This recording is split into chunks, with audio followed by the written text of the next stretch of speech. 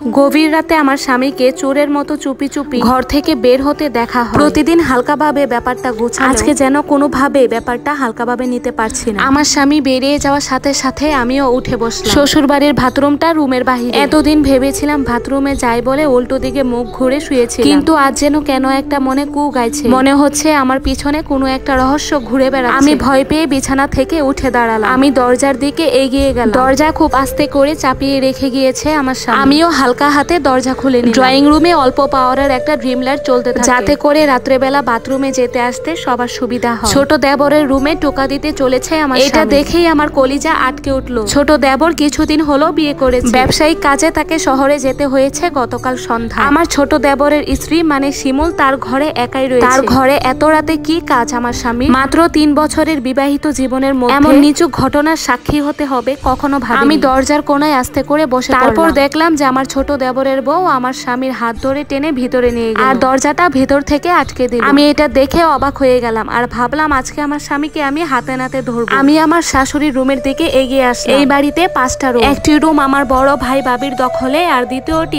আমার আর আমার স্বামী, আর তৃতীয়টি আমার দেবরের জন্য। আমি শ্বশুর শাশুড়ি দরজার সামনে গিয়ে নক করলাম। আমি বড় বড় করে নিঃশ্বাস নিতে লাগলাম আর ভাবলাম নিজের স্বামী অন্য নারীর সাথে রঙ্গলীলায় ব্যস্ত, আর আমি এখানে শাশুড়িকে ডাকতে এসেছি। কি অদ্ভুত তাই না? আমার হাত পা জ্বালাপোড়া করছে, আমার নিঃশ্বাস বন্ধ হয়ে আসছে। আমার শাশুড়ি চোখ ডলতে ডলতে দরজা এবং আমাকে এত রাতে দেখে চমকে উঠল। আমাকে দেখে উনি জিজ্ঞাসা করলো, কি হয়েছে মেজু বউ, তুমি এত রাতে দরজার সামনে? আমি কান্না করে বললাম যে আম্মা আপনি একটু এদিকে। আমার আর আমার শাশুড়ির কথা শুনে আমার শ্বশুরেরও ঘুম ভেঙে গেল। তিনিও উঠে আসলেন, এসে জিজ্ঞাসা করলো ও কাঁদে কেন, কি হয়েছে? আমার শাশুড়ি বলল, আমিও তো বুঝতে চেষ্টা করেছি, কি ঘটনা আমাদেরকে খুলে বলো। আমি সবকিছুই আমার শ্বশুর শাশুড়িকে খুলে বললাম, যা শুনে তারাও চমকে উঠলো। আমার চোখ থেকে টপ টপ করে পানি পড়ছে। আমার চোখের পানি দেখে আমার শ্বশুর শাশুড়ি এ কথা উড়িয়ে দিতে পারলেন। আমার শ্বশুর বলেন, এখনই কি ও ওই রুমে? তখন আমাদেরকে সাথে নিয়ে আমার ছোট দেবরের রুমের সামনে গেলেন। দরজার ভিতরে কান দিতে গেলেই বুঝতে পারলেন যে কেউ ভিতরে আছে। আমার শ্বশুর দরজার মধ্যে থাবা দিলেন। ভিতরে থাকা আমার স্বামী আর আমার দেবরের বউ চমকে উঠল। তাদেরকে কেউ এভাবে আবিষ্কার করে ফেলবে তারা যেন সেটা ভাবতেও পারে। আমার শ্বশুরের চিৎকার চেঁচামেচি শুনে সবারই ঘুম ভেঙে গেল। এরপর আমার স্বামী দরজা খুলে দিতেই সবার চোখ যেন উপরে উঠে গেল। আমি কেঁদে উঠলাম হাউমাউ করে, আমার বুক ফেটে কান্না আসছে। আমার শ্বশুর তখন বেয়াদব ছেলে বলে অনেক বেশি মারধর করলো আমার স্বামী। এই সময় আমার বড় ভাসুর গিয়ে থামালো। আমি এসব সহ্য করতে না পেরে আমার ছোট দেবরের ঘরের ভিতরে ঢুকে গেলাম। আমি রুমে ঢুকেই আমার দেবরের বউয়ের চুলের মুঠি ধরে ধপাধপ মার শুরু করলাম। আমি সহ্য করতে না পেরে ওকে অনেক বেশি মারধর করলাম। আমি চেঁচিয়ে চেঁচিয়ে বলছি, তুই একটা মেয়ে হয়ে কিভাবে আমার সংসার ভাঙলি? দুনিয়াতে এত পুরুষ থাকতে আমার স্বামীকেই তোর চোখে পড়েছিল। আমার এই পেটের সন্তান জন্ম নেওয়ার পরে কাকে ডাকবে? আমার এই কথা শুনে থমকে গেল ঘরের প্রতিটি সদস্য। আমি এই কথা বাড়ির কাউকে জানাই, কারণ আমি চেয়েছিলাম যে সবাইকে সারপ্রাইজ দিব। আমার স্বামী আমার কাছে আসতেই আমি বললাম, খবরদার বলছি, তোমার ওই অপবিত্র হাতে তুমি আমাকে ছুবে না। অপবিত্র নোংরা তুমি, কি করে পারলে তুমি এটা করতে? তখন আমার স্বামী বলল,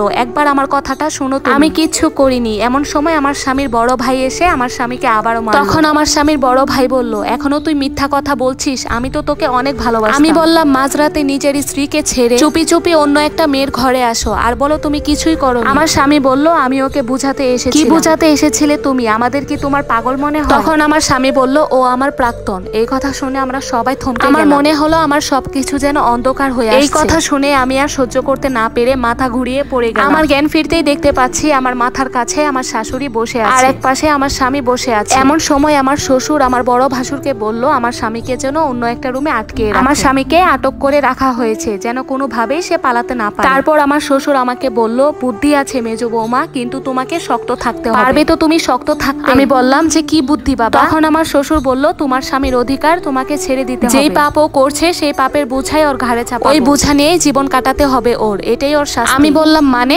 ওদের দুজনকেই এই বাড়ি থেকে বের করে যদি ও সবকিছু ছেড়ে তোমার কাছে আবার আসে আর যদি পাপ করেই বেড়ায়ও, তাহলে বুঝে নিও আমার ছেলে তোমার জন্য যোগ্য ছিল না। একটা কথা মনে রেখো মা, পাখি যদি তোমার হয় তাহলে তোমার খাঁচাতে এসে ধরা দিতে হবে। তুমি আমার মেয়ে, সারা জীবন আমার মেয়ের মতো হয়ে থাকবা। আমি বাবাকে বললাম, আমি আপনার ছেলের উপর থেকে সমস্ত দাবি উঠিয়ে নিলাম বাবা, তাহলে ছোট ছেলে বাড়িতে আসা পর্যন্ত অপেক্ষা করতে হবে। কিছুদিন পর আমার ছোট দেবর বাড়িতে আসলো আর আমার স্বামীকে অনেক মারধর করলো।